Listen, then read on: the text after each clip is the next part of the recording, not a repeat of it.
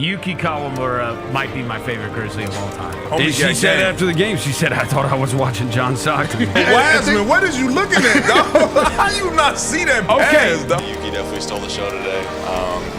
He's a joy to be around. He's a character. He's full of energy. He's got bubbling personality. I'm glad he was able to showcase that center court from the fans. He's doing a lot more than dancing and win those competitions. He's helped elevate the tone of our practice. Yuki Kawamura made noise throughout the basketball world with his stellar play in the 2024 Olympics and in the NBA preseason.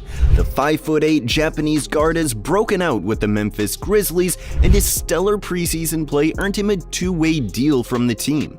But it wasn't long ago that no one really knew anything about the young Japanese star. That's until he started to catch some attention on the international level. His unmatched confidence and unique ability to contribute while being undersized has made Yuki a basketball sensation, and many are rooting for him to make that leap to the NBA. But with all this buzz around Yuki in such a short amount of time, everyone seems to be wondering, how good is Yuki Kawamura actually? Well, to start things off, let's go back to the beginning of his basketball journey.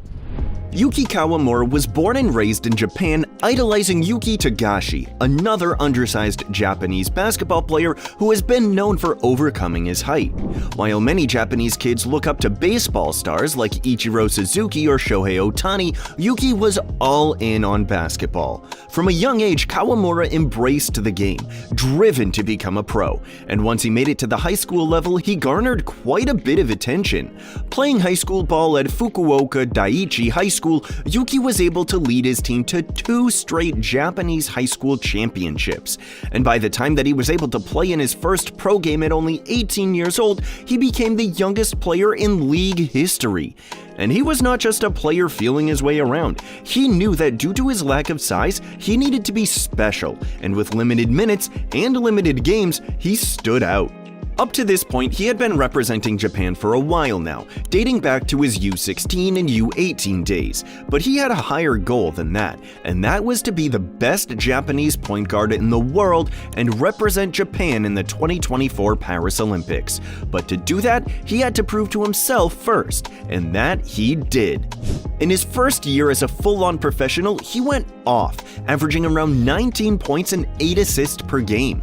This was enough to get him Rookie of the Year status, but even greater, he was able to win the MVP award while leading his team to the 8th best record in the league. His ball handling ability, speed, and elite court vision made him nearly unstoppable, and he tore up anybody in his path.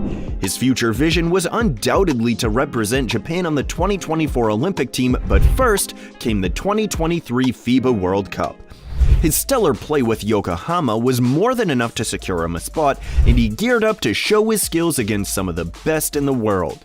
The first game, though, against Germany was a little bit rough. He shot just 2 for 12 with 4 turnovers, but the next game, he made a name for himself. And the next game against Finland, led by NBA star Lauri Markkanen, Yuki was ready to put on a show, and what he did next shocked basketball fans around the world. He embarrassed the Finnish squad with his passing and his sharpshooting abilities. He scored 25 points, had 10 assists, all while coming off the bench. Then came the 2024 Olympics, and Yuki had once again earned his spot on the roster. As the groups were selected, Japan was slated to face off against Brazil, Germany, and the host country, France. But as he did in the World Cup just 1 year prior, he also struggled in the opening game of the Olympics. Against the tough German squad, Kawamura was only able to get 11 points and shot just 3 for 11 from the field. The Japanese squad lost 97-77, and they would need to finish the group stage strong in order to have a shot at the next round. But who was next in their way? France. And although this game would be tough for Yuki in Japan, it was the game that Yuki truly made a name for himself. When Japan needed someone to step up against Victor Wembanyama, Rudy Gobert, and the elite French team, Kawamura was the one to do so. Against France, Yuki scored 29 points, nailed 3 threes, and if it were not for a crazy 4-point play to push the game into overtime, Japan would have upset the French team. But that would sadly not be the case, and they fell to 0-2. Although this was a devastating loss for Japan, this was Yuki's breakout moment on the national stage. His name was all of a sudden on the map, and people watching around the world started to wonder who this skilled, undersized, fine-tuned Japanese point guard was. He also showed off his class, keeping his head up and taking the blame for a loss that was not all on him. He said, "I have to get better," and that there was no time to be depressed as they still had one game remaining. Brazil, another winless team, had the same hunger as the Japanese, and while they were able to absolutely blow Japan out of the water in their game, eyes were still focused on Yuki. He led his team with 21 points and 10 assists, all while living out his dream of playing for his country in the Olympics. Yuki finished the tournament averaging the 4th most points per game and the 3rd most assists per game across any player in the Olympics. He had put his name on the map during his run in the Olympics, and the next step would be the hardest to achieve in his entire basketball journey, a spot on an NBA roster. After his Olympic performance, there was lots of buzz around Yuki, and in early September, the Memphis Grizzlies made the jump and signed him to an Exhibit 10 contract, which guaranteed him a spot in the preseason training camp, but not the actual roster, at least yet. And he sure took the opportunity. When invited to an open run with some of the Grizzlies players, he supposedly went right at Zach Edey, who, if you don't know, is a 7'4" rookie who most recently led Purdue to a national championship appearance. Edey said he plays bigger than he is. He drives in the paint, he's trying to make plays, he's trying to get to the rim, he's really good. The phrase heart over height defined Yuki Kawamura, and the Grizzlies noticed it early on. Shooting guard Luke Kennard said, "He's fierce, he's a competitor, and he loves the game of basketball." To garner attention and even these kinds of compliments from established NBA vets is impressive, and Kawamura made the most of it. Yuki wore number 17 in support of fellow Japanese superstar Shohei Ohtani. He's determined to make his country proud and represent Japan in the NBA. In his first preseason game against the Dallas Mavericks on October 7th, Yuki was given limited moments, but he still shined. In only 9 minutes, he was able to make an impact by scoring 5 points, including making the only 3 he attempted and dishing out 3 assists. His play did not go unnoticed, as even Jason Kidd in his post-game interview said, "He's good, he's 5'8", but I love his effort and his ability to attack and playmake." In his next game against the Hornets, he was once again limited, but then against the Chicago Bulls, Grizzlies head coach Taylor Jenkins decided to let him show his stuff a little bit more, upping his minutes from 9 to 24. Although he was not able to make a single field goal while snagging his only 2 points on the free throw line, Kawamura still showed his fearlessness and also showed off his elite playmaking ability, dishing out an impressive 8 assists. His vision was next level, and you can see it right here when he dumps down a crisp pass to a cutting Zach Edey. Grizzlies fans and players alike were beginning to ride the Yuki train, and in his next preseason game against the Pacers, he took it up another level that he had not yet reached in his short NBA tenure.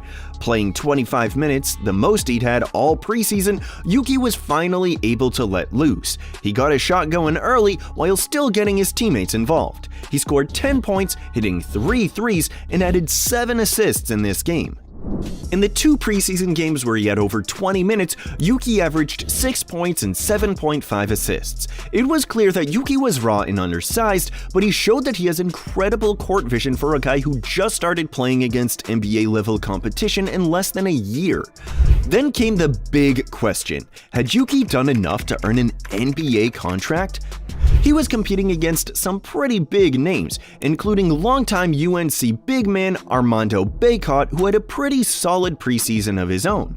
But the Grizzlies ultimately made their decision, and Yuki was signed to a 2-way contract with the Grizzlies.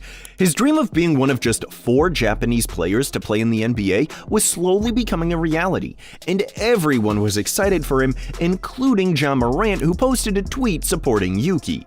Yuki, in an Instagram post, said, "I'm just getting started, and there are still many challenges ahead, but I will continue working hard every day to stand on the NBA court and contribute to the team's victories. I truly appreciate your support." And after seeing what he's done in the Olympics and in the NBA preseason, there is no doubt that he will do just that. Now that Yuki has reached the next step in his career, who knows what could happen? We have seen many undersized guards in the past make huge impacts. Muggsy Bogues at just 5'3" played 15 seasons. Spud Webb at 5'6" had quite a lengthy career of his own as well. There have only been a handful of players at the height of Kawamura who have made sparks quite like he has, and it has surely been a while since then. Him playing alongside Zach Edey will be entertaining, and it will almost be like a replica of Manute Bol and Muggsy Bogues back when they played together on the Washington Bullets. But for now, we can sit back and watch Yuki play his game and fight for a chance to finally step foot on an NBA court and shock the world yet again. But what do you think of Yuki Kawamura? Do you think he'll be able to have an impactful role in the NBA? Let us know in the comments below.